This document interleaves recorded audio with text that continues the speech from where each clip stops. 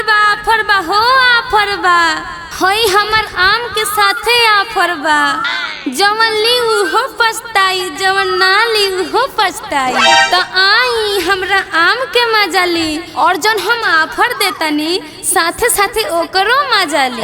अरे आम वाली का हाजी अरे कौची चिल्ला के आफर आफर कोइले बाड़ू हैं कथी आफर देता रू हो आम के साथे कौन आफर बा?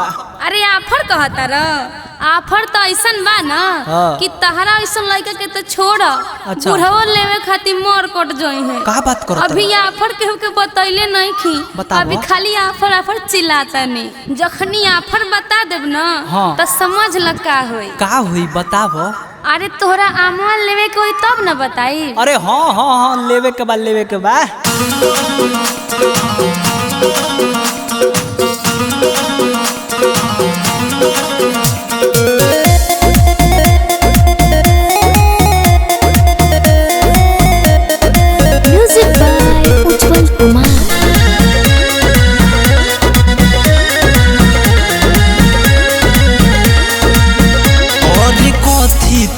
आफर गोरी तनी हमरो बताव न थोड़ी थोड़ी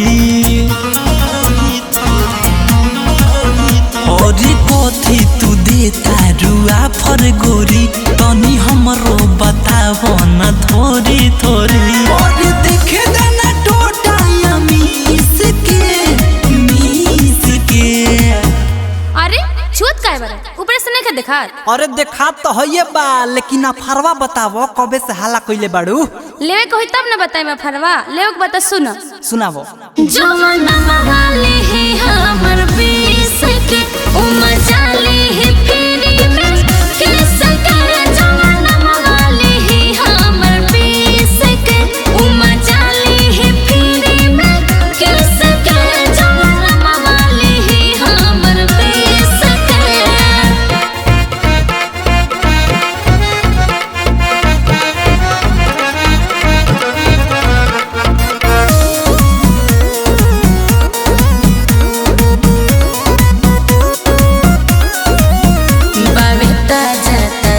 मिली बहुत मजा जाना ही घूर के तनी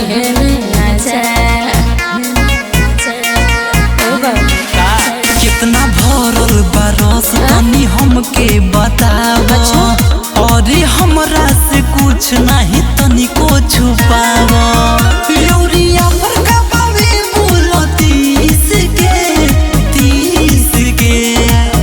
सुनो ना 20 के लेला पर किस देता रू और 30 के लेला पर कौन ची ऑफर बा? अरे हटा तारा नहीं खेलेवे के ग्राहक बुलाए दो।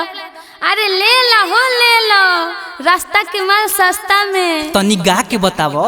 जवाना वाले है हमर बीस के उम्र चाले है फेरी में के सकर जवाना वाले है हमर बीस के उम्र चाले है फेरी में के सकर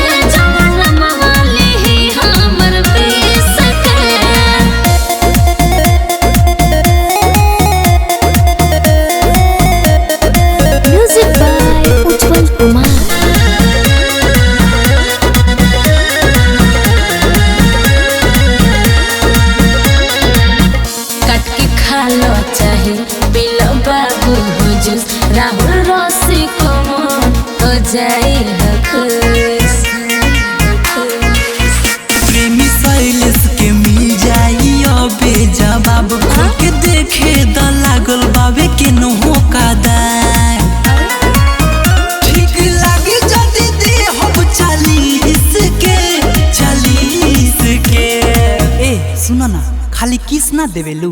अरे ना उ सब काम ना होला खाली आम लेला पा ऑफर बा। अच्छा सुनाबो। जवाना वाले है हमर बीस के उम्र चाले है फेरी में के सकर जवाना वाले है हमर बीस के उम्र चाले है फेरी में के सकर जवाना वाले है हमर बीस के। गीत संगीत रिकॉर्डिंग स्टूडियो दिल्ली।